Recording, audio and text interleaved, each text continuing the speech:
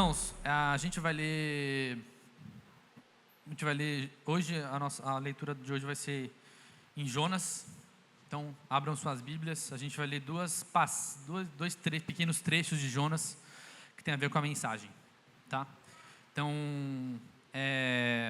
Jonas 4, primeiro vamos ler Jonas 4, os versos 1 e 2. Podem abrir a Bíblia de vocês.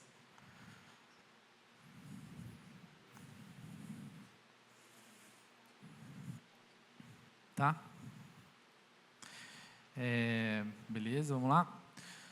Jonas 4, 1 e 2 diz assim: Jonas, porém, ficou profundamente descontente com isso e enfureceu-se. Ele orou ao Senhor: Senhor, não foi isso que eu disse quando eu ainda estava na minha terra? Foi por isso que me apressei em fugir para Tarsis.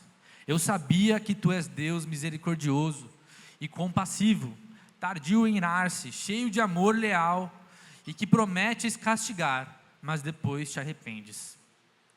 A gente vai ler também Jonas 1, do verso 11 até o verso 15. Visto que o mar estava cada vez mais agitado, eles lhe perguntaram: o que devemos fazer com você para que o mar se acalme? Peguem-me e joguem-me ao mar, respondeu. Ele se acalmará, pois eu sei que é por minha causa que está violenta a tempestade caiu sobre vocês.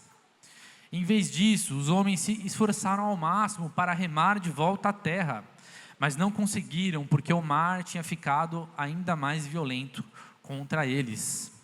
Então clamaram ao Senhor: ó Senhor, nós suplicamos, não nos deixe morrer por tirarmos a vida deste homem. Não caia sobre nós a culpa do sangue inocente, porque tu, ó Senhor, fizeste o que desejavas. E em seguida pegaram Jonas e o lançaram ao mar, enfurecido, e este se aquietou. Vamos orar, irmãos? Pode fechar os seus olhos comigo?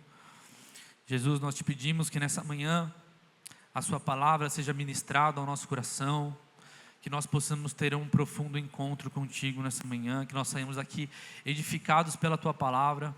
Eu te peço que a seriedade de transmitir a palavra venha sobre mim agora, que eu não seja pedra de tropeço sobre a vida dos meus irmãos nessa manhã, que não seja sobre mim a minha voz se entoando, mas que seja a tua palavra operando em nós mais uma vez. É o que nós te pedimos em nome de Jesus. Irmãos, por que eu li primeiro, você pode achar meio estranho, o porquê que eu li Jonas 4, depois eu li Jonas 1.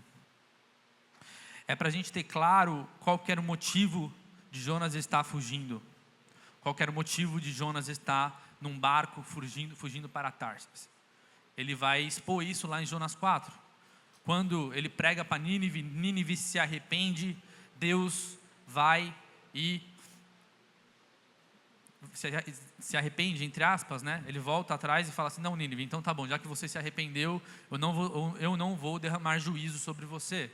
E Jonas fica extremamente incomodado, extremamente triste, bravo, irado, porque a palavra dele foi pregada e Nínive se arrependeu. Por que ele fugiu para Tarsis? Porque ele fala: eu fugi para Tarsis, eu estava naquele barco indo para outro lugar, porque eu sabia que isso ia acontecer, que eu ia pregar, que eles iam se arrepender, e você, sendo um Deus tão compassivo, você ia poupar a vida deles. Isso pode parecer meio estranho para você, de cara.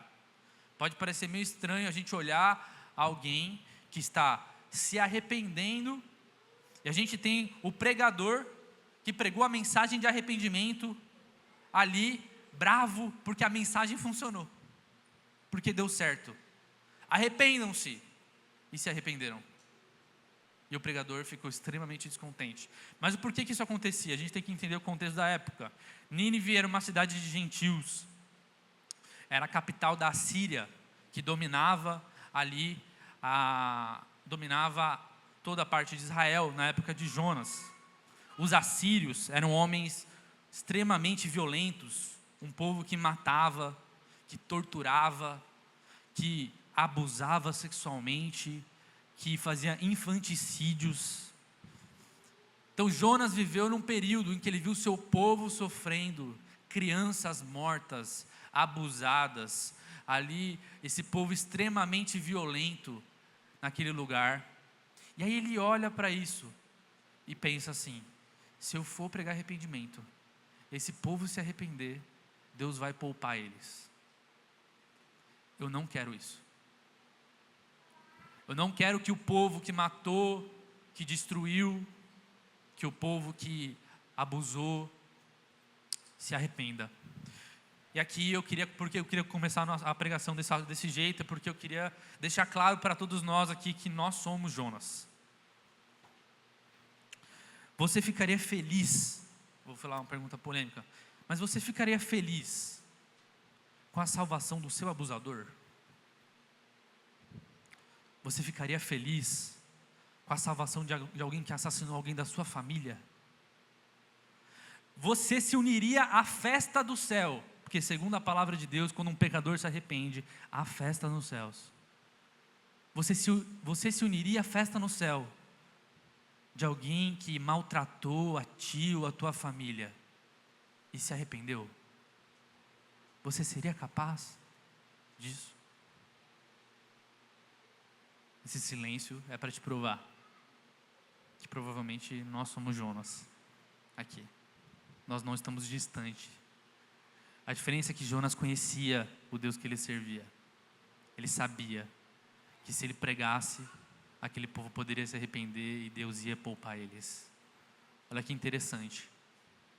Ele sabia, não importa o que esse povo fez, se houver arrependimento, eu sei que Deus vai perdoar eles. E eu não quero isso. Então nós começamos a nossa caminhada por esses versos aqui. Jonas está em fuga no capítulo 1. Ele está fugindo de Deus. Ele está fugindo, ele sabe a vontade de Deus, ele sabe o que poderia acontecer e ele foge. Para quem, eu vou usar aqui um pouco da minha vivência de menino, para quem jogou videogame ao longo do tempo, existe um jogo chamado God of War. God of War, os meninos vão saber aqui, é um jogo sobre um homem que se revolta contra os deuses do Olimpo. O personagem principal se revolta, porque várias coisas aconteceram, e ele decide que ele vai enfrentar os deuses do Olimpo. Ele vai matar um a um. Ele é o Deus da guerra. Agora, ele é o Deus da guerra. Ele vai de encontro a esses deuses, os desafia e vai enfrentar para matar eles. O que Jonas faz aqui, irmãos, não é diferente disso. É a mesma coisa. Ele só não está indo para um confronto direto. Ele está desafiando a Deus ao fugir dele. Ele está olhando para a vontade de Deus e falando: eu não me submeto à sua vontade, eu me submeto à minha vontade. Ele está, talvez não igual o Kratos, personagem principal do jogo, mas ele está olhando para a cara de Deus, e ele está tentando vencer a Deus, não através de um confronto direto, mas através de evitar a Deus. Jonas tenta vencer a Deus, não indo a Deus e falando: eu vou vencer a sua vontade. Não, ele fecha os ouvidos e foge. Ele quer evitar a Deus. Fugir de Deus é lutar contra Deus. Fugir de Deus, irmãos, é ter a prepotência de acreditar ou de agir como se algo pudesse fugir aos olhos do Criador. Como se tivesse um lugar possível em que os nossos barquinhos vão embarcar e nós vamos conseguir fugir do Senhor. Todos nós temos os nossos barcos. Todos nós temos a nossa âncora em Tarsis, em alguma área da sua vida. É por isso que hoje minha pregação chama: pegue o seu barquinho e saia de mansinho. Todos nós temos esse lugar em que aquele pecado, em que você insiste em continuar nele. Afinal ninguém viu, né? Afinal ninguém sabe. Então você insiste em dizer para Deus e se enganar de que pelo fato de ninguém ter visto, o próprio Criador não viu. E você, ao invés de olhar para o seu pecado e confrontar ele e falar: Senhor, eu preciso de ajuda, ou pedir ajuda para o seu irmão, você começa a evitar a ele. Esse aqui não é tempo ainda de eu mexer. Não. Isso aqui é um processo. Essa é boa, a gente usa bastante essa. Não, eu estou num processo. Será que está mesmo? Ou será que a gente só não pegou o nosso barco e está indo para Tarsis? Será que a gente só não está querendo fugir da responsabilidade de encarar que a vontade de Deus é diferente da nossa? Aquela crise da vida, que você fica sozinho nela, você está afastado, você afasta todos, porque você não quer que ninguém toque na sua crise. Você pega e vai para um lugar distante, com marinheiros que você não conhece. E você quer ir para um lugar onde ninguém vai te encontrar, onde a vontade de Deus, você pode não ter uma geografia, irmão, mas você tem um pensamento, eu e você temos esse pensamento de que tem áreas da nossa vida, tem lugares que Deus não vai tocar. Como tem sido a nossa vida no nosso trabalho? Como tem sido a nossa vida em relação ao seu casamento, quando você está em casa com a sua esposa, só você e ela? Quando ninguém vê, mas o Senhor vê. A vontade de Deus ainda é soberana nesse lugar. A história de Jonas, irmãos, não é sobre, igual a gente fala, é Jonas e a baleia. Jonas não foi engolido por uma baleia, por um grande peixe. Ele é engolido por Deus. Jonas foi tragado pela vontade de Deus. A história de Jonas não é a história de um homem e de uma baleia, é a história de um homem que tenta fugir de Deus e não consegue. O próximo ponto que eu acho importante a gente falar é que no meio da tempestade, esses homens, um pouco antes dos versos que eu li, eles estão lá orando para os seus deuses, eles não sabem o que fazer, e está cada um ali, gentios nesse barco, e essa tempestade muito grande, e de repente, eles falam: Jonas, o que eu faço? Eu tenho um problema aqui, é você, a gente sabe que é você, você contou para a gente, tem um problema que está fugindo, só pode ser você. E aqui no meio da tempestade, no meio da rebelião com Deus, Jonas se levanta, ele olha para a tempestade, e ao invés de enxergar arrependimento, ele só consegue pensar: perdi, Deus me encontrou. E a gente olha para essa passagem, às vezes, muitas vezes a gente esquece que tinha uma solução muito simples aqui, e não era ser jogado no mar, era se arrepender. Jonas poderia ter se arrependido. O princípio importante aqui, principalmente para quem já está lendo a nossa leitura anual, a gente passou por Jacó. Deus não luta com os homens, Deus não luta com a gente para mostrar que você perdeu. Deus não está preocupado, irmão, em mostrar que Ele ganha e você perde. Quando Deus levanta tempestades na nossa vida, não é sobre você olhar e pensar: vou ter que ser jogado ao mar. Não. É sobre a gente olhar e pensar: o que Deus quer no meio dessa tempestade? O que Ele quer fazer em mim? Essa analogia de, não, Deus quis mostrar para Jonas que ele ia ganhar, e Jonas perde. É tipo a gente fazer uma briga com uma formiga. É tipo você olhar para a formiga e falar assim: eu vou mostrar para você que eu sou o maior. Qual o sentido? Deus não é assim, irmãos. Quando Deus levanta uma tempestade, Ele levanta uma tempestade para formar algo em nós, para levar nós para a vontade dEle. A gente vai passar um pouco mais profundamente sobre isso depois. Mas a pergunta no fim é: essa escolha é nossa. Você se rende de que forma no fim?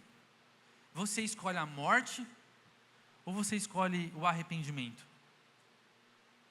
Jonas parece ter se esquecido completamente, ou pior ainda, a vontade dele era tão grande bom, é melhor mesmo que eu morra, que pelo menos assim eu não tenho que pregar para Nínive. E aí ele esquece do meu próximo ponto aqui, que é, ele está diante de homens gentios. O homem que quis fugir de Nínive, de pregar para os gentios, está num barco com os gentios, e os gentios falam assim para ele: o que a gente faz? E o profeta Fujão, de vez olhar e se arrepender, e pregar para aqueles homens, mais uma vez foge de pregar o evangelho, de pregar a palavra de Deus para eles. Ele foge mais uma vez. Eles estão clamando: Jonas, o que nós fazemos? O que a gente faz?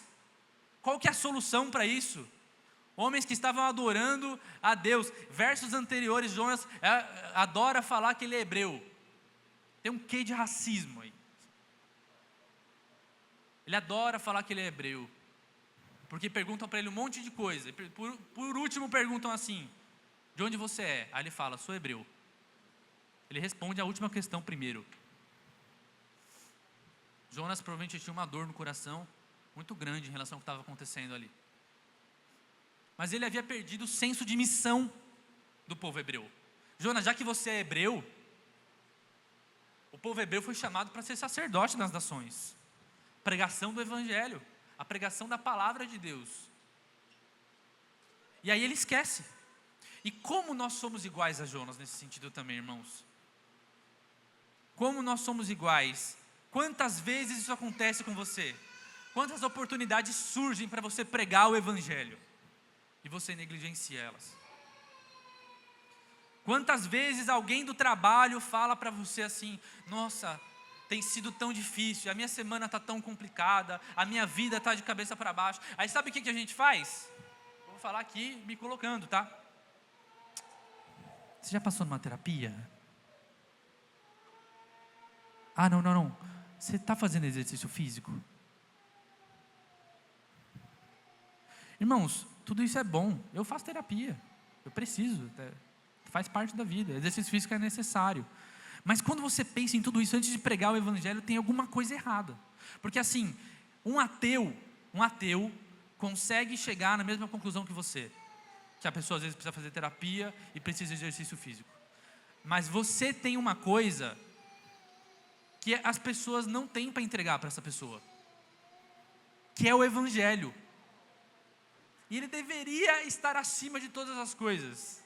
Você deveria estar afoito a pregar o evangelho, esperando uma pequena abertura em qualquer lugar para a pregação do evangelho. E você pode pensar assim: não, mas eu já sou um cristão maduro. Irmão, Jonas era um profeta. Vocês têm noção do que é um profeta? É aquele que ouve a voz de Deus constantemente. Isso é tão verdade que o ponto dele não ir para Nínive é porque ele conhecia o que Deus ia acontecer. Não era alguém que não conhecia Jesus. Então a gente não pode falar assim: quem não prega o evangelho é quem não conhece a Jesus. Não. Muitas vezes nós conhecemos a Jesus, mas nós temos dificuldade na pregação do evangelho. Às vezes nós estamos dando pouca importância para esse tipo de atitude. Jonas está de frente para aqueles homens que clamam por salvação, e ele está simplesmente dizendo: me matem, me joguem. Soluções ruins. Porque sabe de uma coisa? A pessoa que está passando por um grande problema, se ela fizer a terapia, ela vai talvez melhore, talvez ela melhore com o exercício físico, mas se ela não se arrepender e entregar a sua vida a Jesus, no fim de tudo, ela vai ser condenada. Fui saudável a vida toda, consegui entregar, mas e o fim? E no fim, o que aconteceu?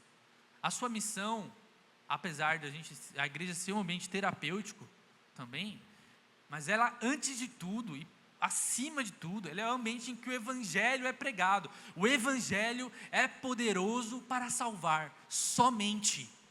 Não há nada maior, não há nada acima disso. Nenhum tipo de pregação pode ser mais importante do que a pregação do evangelho. Vocês estão comigo, gente?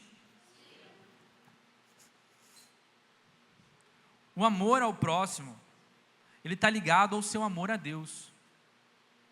Se você está em desacordo com o Senhor, como Jonas estava aqui, ele está em desacordo com Deus, não tem como você amar o próximo. Sabe por quê? O amor ao próximo, quando Jesus fala, ama o Senhor teu Deus e o teu próximo como a ti mesmo. Isso é uma ordem que importa. A gente falou ontem aqui sobre igreja caseira, sobre ser um relacionamento vertical e depois horizontal, mas a verdade é que a vida cristã, ela segue esse modelo sempre. Ela sempre vem desse amar a Deus e amar ao próximo. E aí sabe o que está acontecendo aqui? Jonas está com um problema aqui, ó. Ele não está amando a Deus como ele deve amar. Ele não está submetendo a palavra de Deus como ele deveria submeter. Então não tem como ele amar o próximo. Não tem como ele amar o próximo. Quando você guerreia com Deus, você perde a sua capacidade de amar o próximo de verdade. É disso que João está falando, quando fala assim, quem fala que me ama e odeia o seu irmão, é mentiroso. Ele está falando exatamente isso. Se você tem isso aqui, você tem isso aqui. Agora, se você não tem isso, ou se não tem isso, não existe. O relacionamento, ele vai ser sempre vertical e horizontal com os irmãos. Deus e os irmãos. Deus e os irmãos. Não ama o irmão, não ama a Deus. Não ama a Deus, não ama o irmão. É isso. Esse é o grande ponto que a gente precisa entender.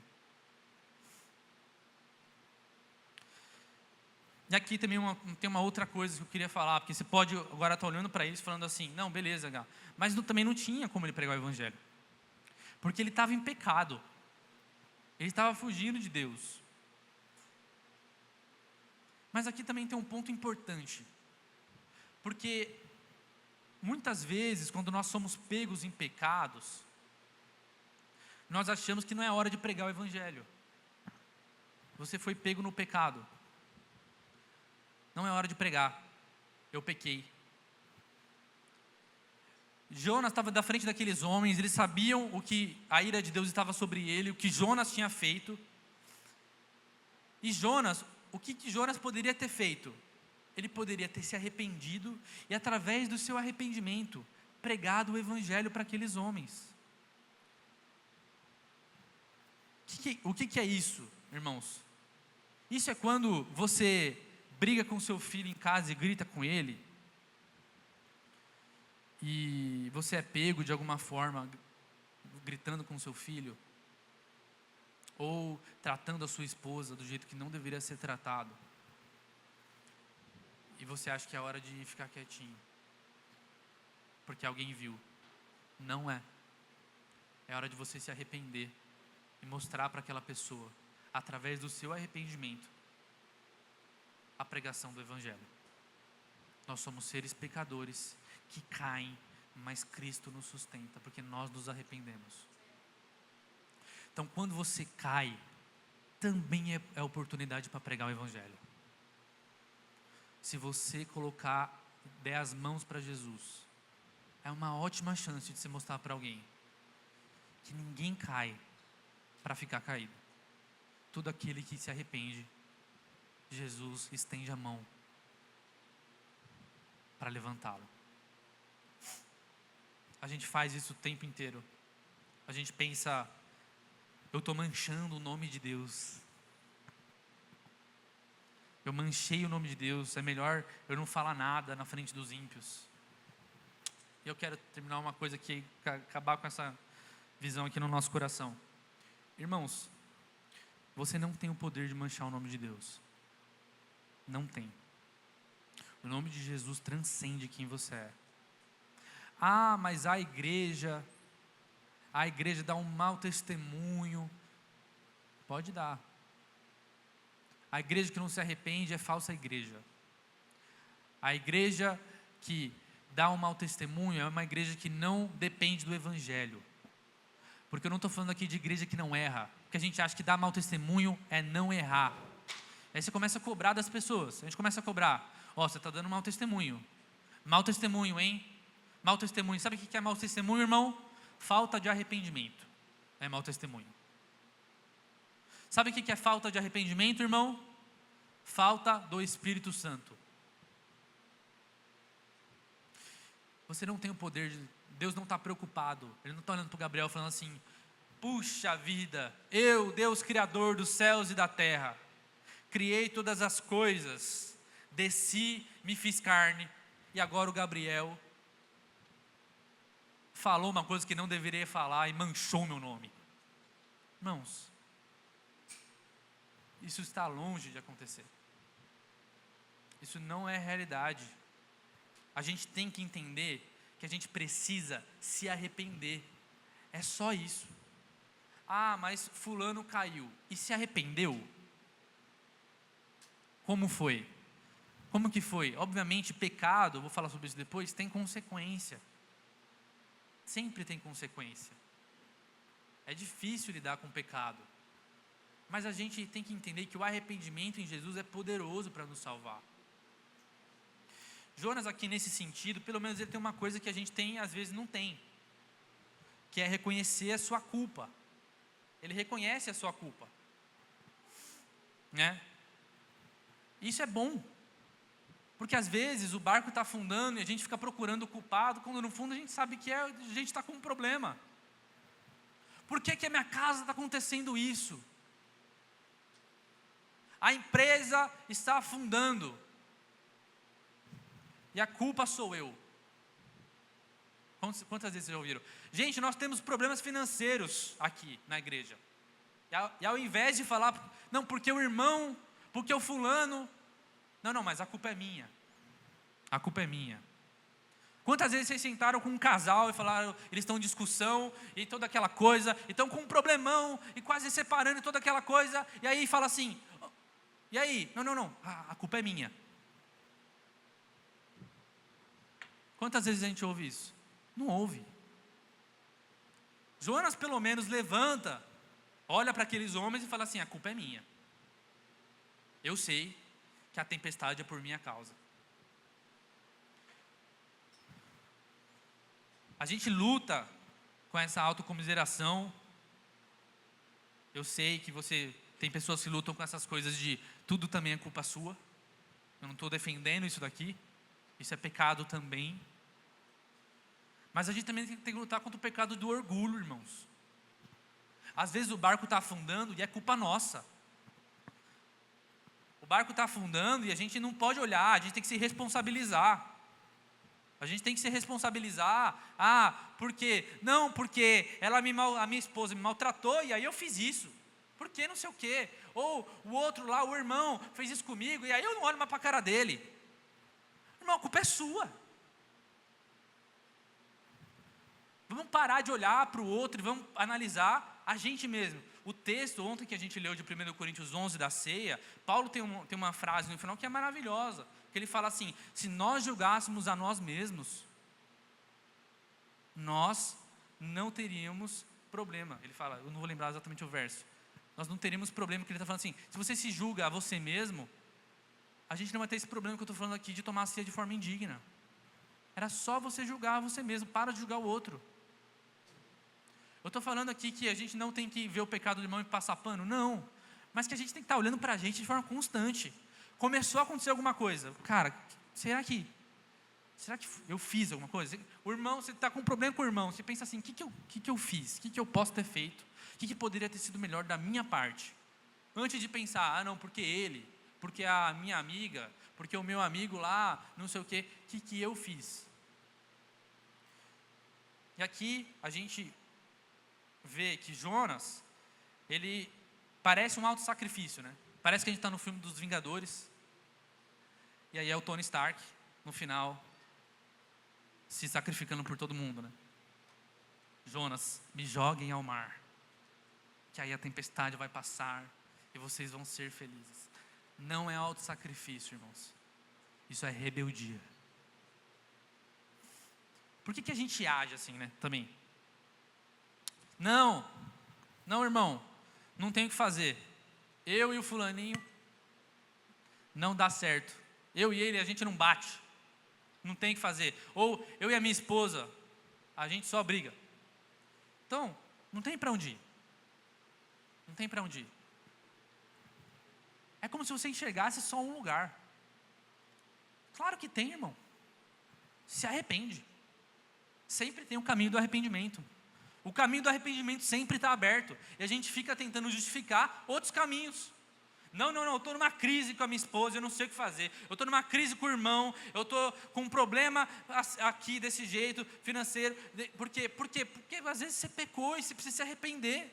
É isso. O caminho não é você simplesmente abandonar as coisas. Eu tive problema com a minha comunidade, eu vou para outra. Eu tive um problema no casamento, então eu vou para outro. Eu tive um problema com essa amizade, eu encontro outra. Irmãos, aí acabou. Aí não faz sentido. Jonas, ele não está aqui pensando em autossacrifício. E assim, eu não estou falando para vocês que isso é fácil, isso dói. Arrependimento dói. Mata o seu orgulho, o seu ego fica machucado. Mas a gente tem que entender que Satanás nos leva para esse caminho de pensar que o único lugar é a morte. O único jeito é esse. O único jeito, irmão, quando você pensar, que eu vou te dar uma chave muito importante. Sempre que você tiver em algum momento, você pensar assim, só tem um jeito de resolver. Normalmente, foi Satanás que plantou isso na sua cabeça. Só tem um jeito de resolver isso aqui, vou ter que ir embora. Só tem um jeito de fazer isso aqui. Nunca tem um jeito só. O caminho do arrependimento está sempre disponível. E ele é sempre o caminho correto. Mas a gente também tem que entender que o que Jonas faz aqui não é super-herói, porque assim, ele está meio que se disfarçando, e a gente faz isso também. Quantas vezes se confessa um pecado, isso pode acontecer, tá? Confessou o pecado num ar de, vou confessar, o Dietrich Bonhoeffer fala no livro Vida em Comunhão, acho que é, ou Discipulado, uns dois dele, que ele fala assim, a gente tem que tomar cuidado, porque confessar pecado pode virar pecado também. Você pode estar confessando o pecado para mostrar para o outro que você é uma pessoa que confessa os seus pecados. Olha como eu sou evoluído. Olha como eu obedeço a palavra de Deus. Eu confesso os meus pecados. Aqui. É a mesma coisa que alguém que fala assim, vocês conhecem o Robin Hood? Aquela história do Robin Hood, ele tira o dinheiro dos ricos e dá para os pobres.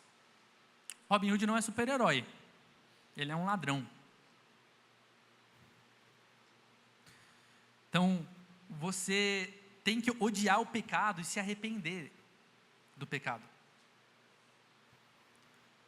Você não tem que ficar tentando achar o lugar para você fazer as coisas certas. Então, sabe qual que é o negócio? Aí vou falar a verdade aqui, vamos lá. Estou lá, irmão, eu estou com um problema na minha vida, meu casamento não vai bem, minha vida sexual não vai bom, minha esposa não chega junto. Então eu estou vendo pornografia.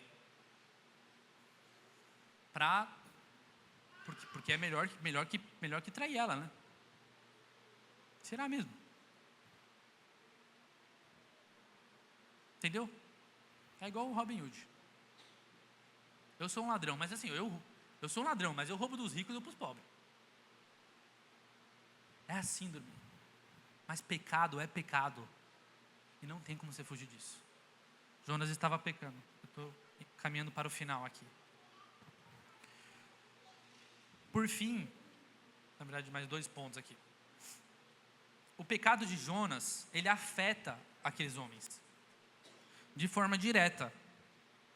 Aqueles homens estão sendo prejudicados. Eles têm um barco, certo?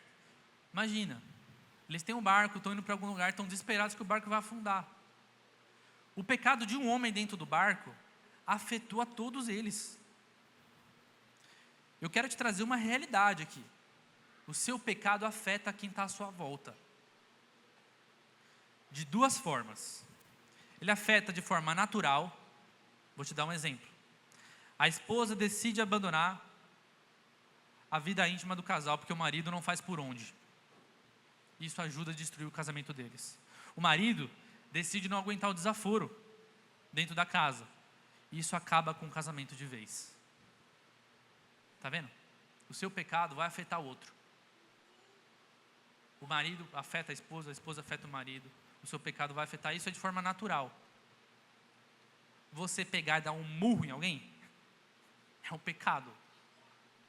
A pessoa vai ser afetada. Isso é a forma natural das coisas. Mas a Bíblia fala também que o pecado afeta de forma espiritual. Por isso que Mateus 18 é tão importante. Por isso que o último nível de Mateus 18 é: tirem a pessoa não arrependida do meio de vocês. Seu pecado afeta espiritualmente quem está à sua volta. É que eu queria que vocês prestassem muita atenção. Paulo, em 1 Coríntios, você pode colocar 1 Coríntios 5? 1 Coríntios 5, verso 9. Ele fala sobre isso que eu estou falando. E Paulo ele está enfatizando assim: o problema não é conviver com os não crentes. O problema é conviver com os falsos crentes. A gente tem que tomar um cuidado de conviver com pessoas não arrependidas. É disso que Paulo está falando. Lá em Mateus 18 vai falar que o último nível é mandar essas pessoas embora. Paulo fala isso em outra passagem, diferente da que eu vou ler agora, que tem um homem dormindo com a sogra, ele tem que ser mandado embora da igreja, porque isso vai afetar e vai contaminar as pessoas ao seu redor. E aqui ele fica muito claro: já escrevi a vocês em carta, para não se associarem a pessoas sexualmente imorais. Vamos lá. Não me refiro com isso aos imorais deste mundo, nem aos avarentos, nem aos ladrões, nem aos idólatras. Ele está falando assim: não estou falando da galera que não creu.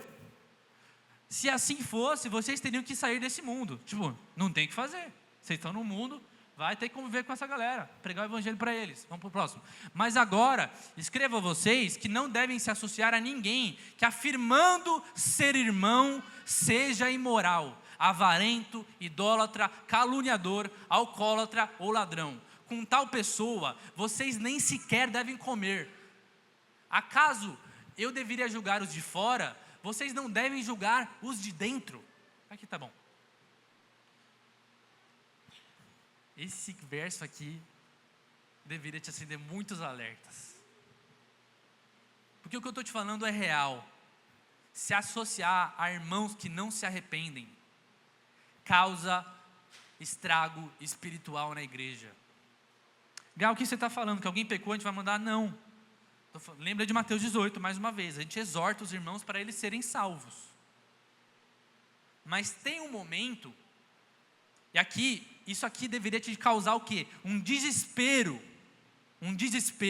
de estar com alguém não arrependido ao seu lado. Você deveria estar batendo na porta dessa pessoa, falando: se arrepende, se arrepende, se arrepende, se arrepende, se arrepende do seu pecado, se arrepende do seu pecado. Então, muitas vezes a gente acha que está tudo bem.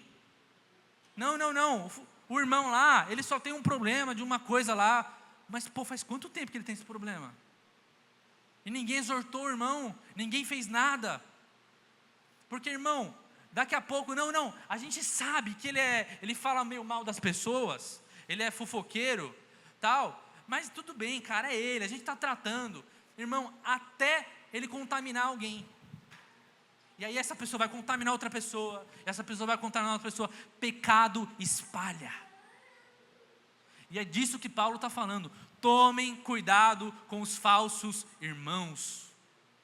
Então o que isso faz a gente gerar? Odiar o irmão que está pecando? Não. A gente odeia o pecado.